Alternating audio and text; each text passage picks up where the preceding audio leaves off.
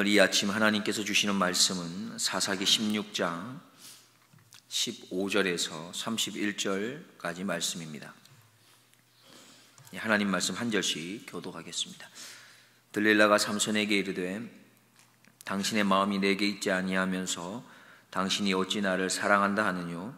당신이 이 세 번 나를 희롱하고 당신의 큰 힘이 무엇으로 말미암아 있는 것을 내게 말하지 아니하였도다 하며 날마다 그 말로 그를 재촉하여 조름에 삼손의 마음이 번뇌하여 죽을 지경이라.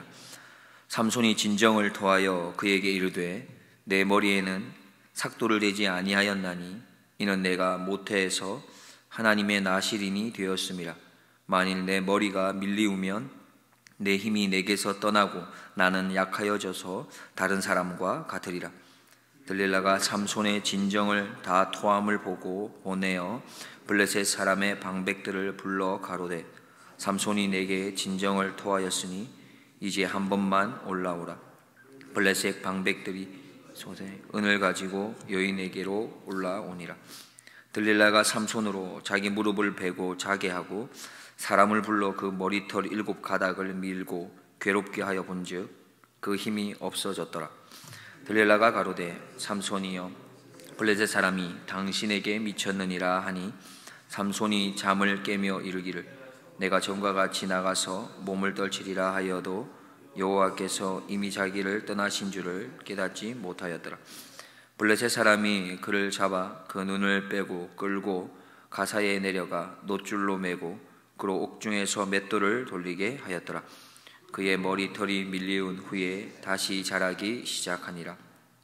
블레셋 사람의 방백이 가로되 우리의 신이 우리 원수 삼손을 우리 손에 붙였다 하고 다 모여 그 신 다곤에게 큰 제사를 드리고 즐거워하고 백성들도 삼손을 보았으므로 가로되 우리 토지를 헐고 우리 많은 사람을 죽인 원수를 우리의 신이 우리 손에 붙였다 하고 자기 신을 찬송하며 그들의 마음이 즐거울 때에 이르되 삼손을 불러다가 우리를 위하여 제주를 부리게 하자 하고 옥에서 삼손을 불러내매 삼손이 그들을 위하여 제주를 부리니라. 그들이 삼손을 두 기둥 사이에 세웠더니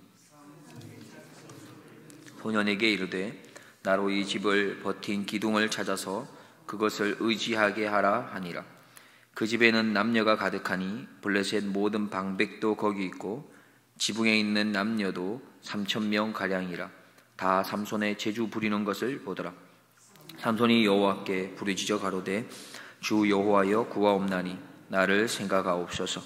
하나님이여 구하옵나니 이번만 나로 강하게 하사 블레셋 사람이 나의 두 눈을 뺀 원수를 단번에 갚게 하옵소서 하고 집을 버틴 두 가운데 기둥을 하나는 왼손으로 하나는 오른손으로 껴 의지하고 가로되 블레셋 사람과 함께 죽기를 원하노라 하고 힘을 다하여 몸을 굽히매 그 집이 곧 무너져 그 안에 있는 모든 방백과 온 백성에게 덮이니 삼손이 죽을 때에 죽인 자가 살았을 때에 죽인 자보다 더욱 많더라. 함께 보겠습니다. 그의 형제와 아비의 온 집이 다 내려가서 그 시체를 취하여 가지고 올라와서 소라와 에스타올 사이 그 아비 마노아의 장지에 장사하니라. 삼손이 이스라엘 사사로 20년을 지내었더라. 아멘. 우리가 어저께 살펴본 것처럼 들릴라가 3번이나 삼손에게 다가가서 당신이 가지고 있는 그 초자연적인 힘의 근원이 무엇이며 어떻게 하면 그 힘을 제어할 수 있는지를 묻습니다. 그러나 삼손은 진실된 답을 주지 않지요. 거짓된 답을 줍니다. 그러자 들릴라는 속상했던지 사랑이라고 하는 이 단어를 사용해서 그 앞에 다시금 나아가고 있는 것을 볼 수 있습니다. 15절 말씀에 보면 들릴라가 삼손에게 이르되 당신의 마음이 내게 있지 아니하면서 당신이 어찌 나를 사랑한다 하느뇨. 당신이 이 3번 나를 희롱하고 당신의 큰 힘이 무엇으로 말미암아 있는 것을 내게 말하지 아니하였도다 하며 서로가 사랑하는 관계 안에 있을 때에 그 관계 속에서 서로가 어떤 누군가가 거짓이라는 것을 말하게 된다면 그거는 참으로 마음을 속상하게 하는 일일 것입니다. 그러나 지금 들릴라가 말하는 이 사랑이라고 하는 건 사실 양의 탈을 쓴 이리의 유혹이며 속임수와 같은 것일 뿐입니다. 들릴라는 어떻습니까? 입술로는 사랑이라고 말하지만 그가 가지고 있는 건 삼손을 이용하고 싶고 삼손을 무너뜨리려고 하는 것이 그의 마음인 것이죠. 세상에 수많은 사람들이 서로 사랑해서 결혼하지 않습니까? 그러나 우리가 익히 아는 것처럼 날이 갈수록 세상에 수없이 많은 사람들이 함께 살아갈 수 없다고 하며 더 이상은 사랑하지 않는다고 말하며 헤어집니다. 그래서 우리는 신중하게 결혼할 필요가 있고 달콤한 말에 넘어가서도 안 되는 것이죠. 15절에서 들릴라가 삼손에게 했던 말은 그 말만 본다면 참 괜찮아 보입니다. 듣기에도 좋아 보입니다. 이렇게 말합니다. 당신의 마음이 내게 있지 아니하면서 어찌 나를 사랑한다 합니까? 참 괜찮게 들려집니다. 우리는 보여지고 들려지는 것이 전부가 아니라고 하는 이 사실을 꼭 기억할 필요가 있겠습니다. 남녀 간의 사랑에 있어서 어려움을 겪는 이유가 있다면 아마도 눈에 보여지는 것, 이것에만 마음이 빼앗겼기 때문에 어려움이 있는 것입니다. 사실 사랑이라고 할 때 눈에 보이는 것보다 보이지 않는 것에 더 중요한 부분이 있다는 것을 우리는 익히 알고 있습니다. 들릴라의 말은 참 그럴듯해 보입니다. 그러나 보이지 않는 그의 속 마음에는 욕심이 있고 거짓이 있고 속임수로 가득했던 것이죠. 이런 유혹이 삼손을 향해서 오늘 본문에 보면 날마다 계속되었다 말하고 있습니다. 그리고 다급하게 재촉했고 조루었다고 말합니다. 이로 인해 삼손의 마음은 번뇌하고 죽을 지경에 이르게 되죠. 16절 말씀에 날마다 그 말로 그를 재촉하며 조름해 삼손의 마음이 번뇌하여 죽을 지경이라. 사실 우리를 향하여 악한 마귀가 어떻게 합니까? 유혹하지요. 그리고 날마다 유혹합니다. 그래서 어떻게 보면 우리가 영적 싸움을 하고 있다면 우리의 마음이 어떻게 보면 번뇌하고 죽을 지경일지도 모릅니다. 삼손은 이러한 상황 가운데 어떠한 결정을 내리게 됩니까? 결코 하지 말아야 될 그 결정을 하게 되죠. 그는 들릴라에게 진정을 다 토하는 결정을 합니다. 17절 말씀에 삼손이 진정을 토하여 그에게 이르되 내 머리에는 삭도를 대지 아니하였나니 이는 내가 모태에서 하나님의 나시린이 되었습니다. 만일 내 머리가 밀리우면 내 힘이 내게서 떠나고 나는 약하여져서 다른 사람과 같으리라. 들릴라는 이제서야 삼손이 진정을 다 토한 것을 알고 블레셋 사람의 방백들에게 다시금 연락하여 부릅니다. 삼손은 여느 때와도 같이 블레셋 사람들이 잡으러 왔다는 이 말에 자신 있게 일어나서 그들에게 맞서려고 하지만 이미 여호와 하나님께서는 삼손을 떠난 상황이었습니다. 영적으로 깨어있지 못했던, 영적으로 무뎌져 있었던 삼손은 여호와 하나님께서 자신을 떠났다라고 하는 이 사실조차도 전혀 깨닫지를 못하고 있었었죠.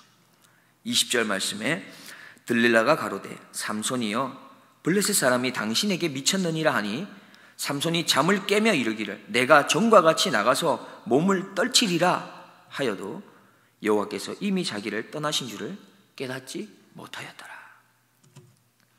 결국 삼손은 어떻게 되었습니까? 블레셋 사람들의 손에 끌려가서 온갖 고통을 당하고 수치를 당합니다. 그런데 한번 생각해 보십시오. 삼손은 하나님이 불러 세운 사사였습니다. 그런데 그가 이방인의 사람들의 손에 끌려가서 고통과 수치를 당했습니다. 어쩌면 이것은 사사 삼손만의 고통과 수치가 아니라 삼손을 세우신 바로 하나님의 수치와 고통이었던 이었을 겁니다. 블레셋 사람들은 신이 났습니다. 자신들의 신 다곤 신을 그래서 찬양합니다. 큰 소리를 외치며 제사를 올립니다. 왜 그렇습니까? 그들의 신이 삼손을 자신들에게 붙였다고 여겼기 때문입니다. 다른 말로 자신들의 신이 삼손의 신인 바로 하나님을 이겼다고 생각한 거죠. 삼손이 자신이 그렇게 사랑했던 그 들릴라를 향하여 진정을 토하했던 것이 결국 하나님의 이름을 망령되이 일컫는 죄를 짓는 그런 결과를 낳았던 것입니다. 우리 사람들은, 우리 인간은 우리의 생각에 따라 참 괜찮아 보이는 이 사랑이라고 하는 것을 통해서도 우리가 잘못된 판단을 내릴 수가 있습니다.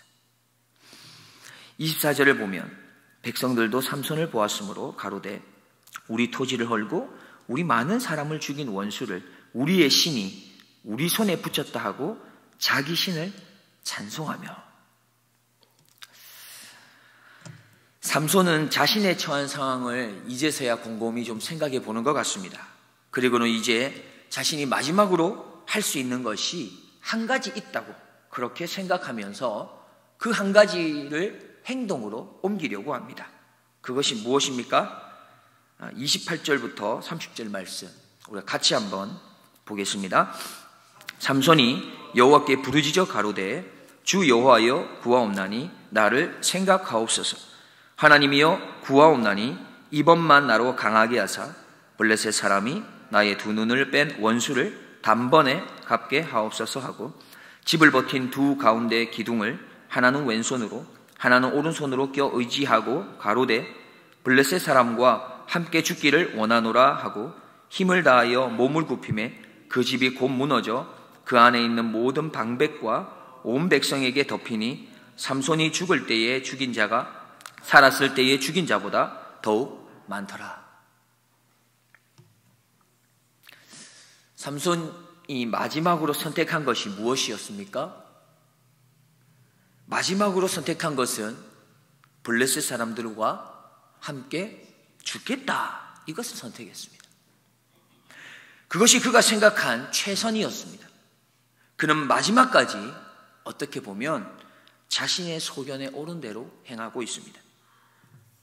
그가 처음으로 28절에서 간구했던 내용을 보시면 어떻습니까? 삼손이 여호와께 부르짖어 가로되 주 여호와여 구하옵나니 나를 생각하옵소서. 그는 자신을 좀 생각해 달라고 구하고 있습니다. 아마 여기 계신 성도님들께서 삼손과 똑같은 처지에 있으시다면 아마도 이렇게 간구했을 것입니다. 하나님 죄송합니다. 하나님 저의 죄를 용서해 주십시오. 하나님의 약속을 지키지 못했습니다. 제 마음대로 했습니다. 하나님, 제발 하나님 저의 죄를 용서해 주십시오. 그렇게 간구하지 않았겠습니까? 마지막에 자기의 자신의 모습을 돌아보면서 자신이 얼마나 하나님 앞에서 그릇되었는지를 떠올리면서 자신의 죄를 먼저 회개했을 겁니다. 그러나 삼손은 마지막 순간에도 자기 중심적으로 생각하고 있습니다. 나를 생각하옵소서. 자신에게 한 번만 더 기회를 달라는 겁니다. 이번만 자신을 강하게 해주시면 그 힘으로 무엇을 하고 싶다는 것입니까? 자신의 두 눈을 뺀 원수를 단번에 갚겠다라고 말하고 있습니다. 그는 자신의 눈을 뺀 원수를 갚기 위해서 마지막으로 한 번만 더 기회를 달라고 말합니다. 그렇게 강하게 해달라고 간구합니다. 즉 삼손이 구하는 것은 자신의 원수 갚을 일을 도와달라는 것입니다.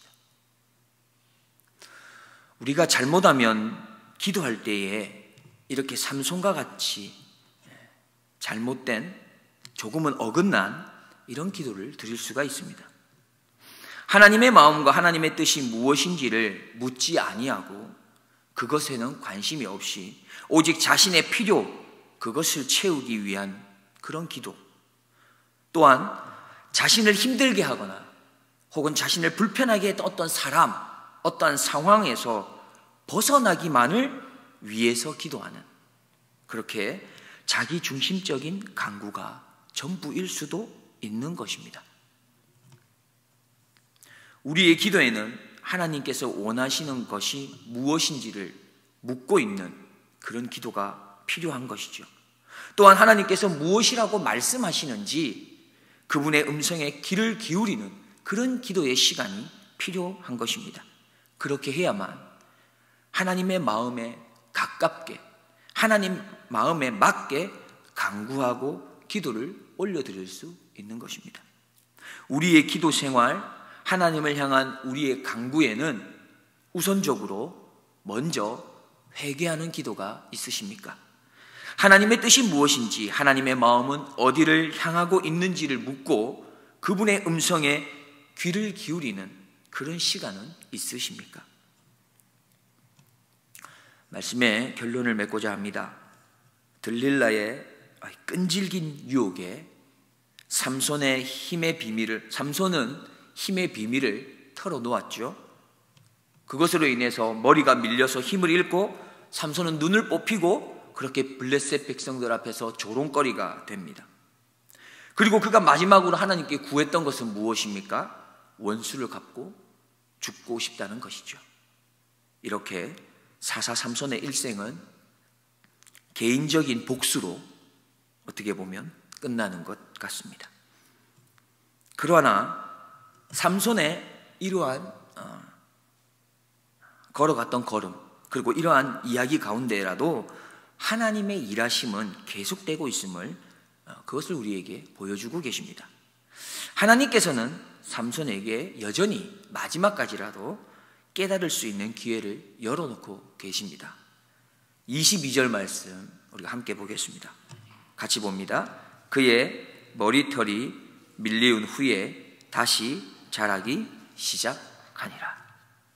그렇습니다. 우리가 하나님을 떠나는 거지 하나님께서는 끝까지 우리를 떠나시지 않는 겁니다. 하나님께서는 끝까지 우리가 돌이킬 수 있는 기회를 주신다는 거죠. 우리가 회복하고 돌이킬 수 있도록 능력을 우리 안에 심어 놓으십니다. 삼손의 머리털이 밀리는 후 다시금 자라기 시작했다라는 것은 하나님의 은혜는 계속되었다는 것입니다. 그리고 계속되어질 거라는 것이죠. 지금 우리의 주변을 한번 살펴보십시오. 하나님의 은혜가 우리와 함께 하고 있습니다. 하나님께서는 우리 안에 심어 놓으신 바로 그 은혜의 머리털, 그 능력의 머리털을 다시금 자라나게 하실 겁니다. 혹 넘어졌다고 생각하시는 분, 하나님의 은혜를 잃어버렸다고 생각한 분이 계십니까? 머리털은 밀리운 후에 다시금 자라기 시작한다라고 하는 이 사실을 잊지 말고 다시금 새 힘을 내어서 하나님께서 우리에게 주신 제사장의 직분, 세상에 빛이 되고 소금이 되는 직분, 무엇보다 영혼을 구원하는 이 직분을 잘 감당할 수 있는 우리 모두가 되기를 주님의 이름으로 축복드립니다. 기도하겠습니다. 하나님 아버지, 하루의 첫 시간을 하나님과의 만남으로 시작하게 하심을 감사드립니다. 하나님께서 우리에게 주신 귀한 달란트가 있습니다. 그것을 나 자신을 위해서 혹은 우리 가정만을 위해서 사용하는 어리석은 자가 되지 않게 하여 주옵소서. 하나님께서 우리 안에 연약함과 허물된 모습들을 다시금 회복시키시길 원하시는 줄을 믿습니다. 그리고 하나님께서는 우리 안에 심어 놓으신 그 귀한 능력을 때가 되면 다시금 자라나게 하신다고 약속해 주셨습니다. 내 안에 자라고 있는 하나님께서 심어 놓으신 귀한 능력을 발견하게 하옵소서. 그래서 다시금 하나님께 귀하게 쓰임받는 우리 모두가 되게 하여 주시옵소서. 감사와 찬송과 영광 받으시기에 합당하신 우리 구주 예수 그리스도의 이름으로 기도드리옵나이다. 아멘.